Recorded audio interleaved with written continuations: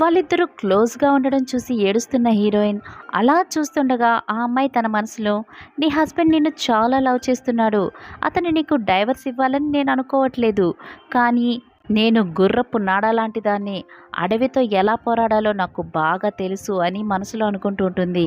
ఆ సమయంలో హీరో, మనుషుల్ని ఎలా బుట్టలో పడేయాలో నీకు బాగా తెలుసు అని అంటారు. ఆ టైంలో అతను ఆవిడతో ఓవర్గా బిహేవ్ చేస్తుంటే, ఇది హాస్పిటల్ అండి, ఇంకా మీ వైఫ్ ఇదే వార్డులో ఉందని అంటూ ఉంటేనే, నిప్పు రాచేస్తే పొగ వస్తుంది, నిప్పు రాజేసేది నువ్వే, మళ్ళీ ఇలా అంటే ఎలా అని ఆవిడ్ని అమాంతం ఎత్తుకుని అవతలికి వెళ్తారు. అదంతా చూస్తున్న హీరోయిన్ బాధ తట్టుకోలేక వామిట్ చేసుకుంటుంది. వీళ్ళు మాత్రం ఎంచక్కా ఎంజాయ్ చేస్తూ ఉంటారు. ఆ నెక్స్ట్ సీన్ లో హీరోయిన్ ని ఇంటికి తీసుకొస్తారు.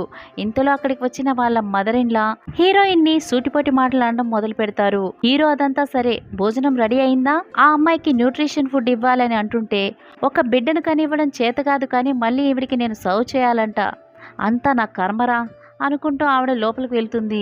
హీరో నీకు హాట్ వాటర్ తెస్తానని లోపలికి వెళ్తారు. ఇంతలో ఆ లేడీ హీరోయిన్కి కాల్ చేస్తుంది. నీ ఓన్ హస్బెండ్ ఒక అమ్మాయితో ఎంజాయ్ చేస్తుంటే కేకలు పెట్టకుండా, అరవకుండా, కనీసం ఏడవకుండా ఎలా ఉండగలిగావు? నిన్ను మెచ్చుకోకుండా ఉండలేకపోతున్నాను. నువ్వు మొదటి నుండి చాలా అమాయకురాలివే. నీకు ఇంకొక విషయం చెప్పనా, నేను ఎక్కడ ప్రెగ్నెంట్ అయ్యానో తెలుసా? మీ ఇంట్లో, మీ వెడ్డింగ్ బెడ్లో నీకోసం అక్కడ ఒక సర్ప్రైజ్ని కూడా ఉంచాను, ఇంకా చూడలేదా అనగానే హీరోయిన్ కాల్ కట్ చేసి లేచి లోపలికి వెళ్ళి చూడగా అక్కడ ఒక ఇన్నర్వేర్ ఉంటుంది. ఆ సమయంలో అక్కడ వచ్చిన హీరోతో, ఇలాంటిది నేను యూజ్ చేయను, మరి ఇది ఎవరిది అని గట్టిగా కేకలు పెట్టి అడుగుతుంది హీరోయిన్. దాంతో వాళ్ళ అత్తమామలు పరిగెత్తుకుంటూ అక్కడికి వస్తారు. ఏంటి విషయం అడిగిన ఆవిడ అక్కడున్న ఇన్నర్వేర్ని చూసి, ఓహో ఇదా, ఇది నాదే అని ఏదో మాటలు చెప్పి కవర్ చేయడానికి చూస్తుంది. దాంతో హీరోయిన్ ప్రతి ఒక్కరూ చాలా చక్కగా ఇతన్ని వెనకేసుకుని వస్తూ నాటకం ఆడుతున్నారు అని తన మనసులో అనుకుంటుంది.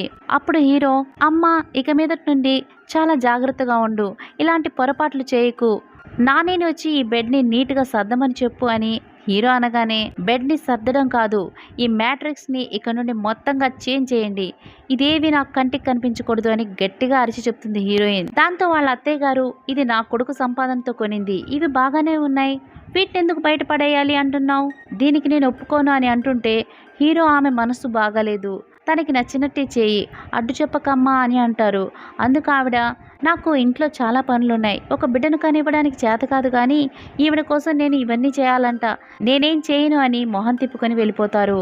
ఆ తర్వాత హీరో, హనీ నీకేమైంది, ఎందుకు ఇలా ప్రవర్తిస్తున్నావు అని హీరోయిన్ అడిగితే, అప్పుడు హీరోయిన్, నాకు ప్రపోజ్ చేసేటప్పుడు నువ్వేమన్నావో గుర్తుందా అని ఆవిడ అనగానే ఫ్లాష్ బ్యాక్ చూపిస్తారు.